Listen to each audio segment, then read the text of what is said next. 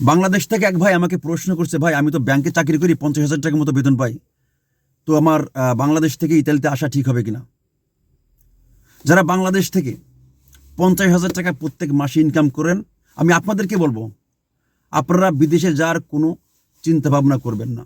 আর যারা বিশেষ করে ইউরোপে আসতেই চান, আমি আপনাদেরকে বলবো আপনারা অবশ্যই বৈধভাবে আসবেন। অবৈধভাবে আসার কখনোই কল্পনাই করবেন না। আপনাদের বন্ধুবান্ধব আত্মীয়স্বজন যারা ইতালিতে বসবাস করে তাদের মাধ্যমে আপনারা অ্যাপ্লাই করবেন। যদি আপনার নুলস্তা ওঠে, যদি আপনার ভিসা ওঠে, তারপর আপনি চাকরি ছেড়ে দিয়ে ইতালিতে আসবেন।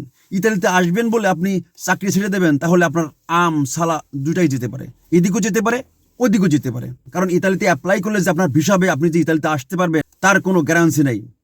ইতালিতে আসলে আপনার কোনো নির্দিষ্ট কোনো কাজ নেই, যে কাজ পাবেন সেই কাজ করতে হবে। এই মন মানসিকতা নিয়ে কিন্তু আপনার ইতালিতে আসতে হবে, তাহলে কিন্তু টাকা ইনকাম করতে পারবেন না।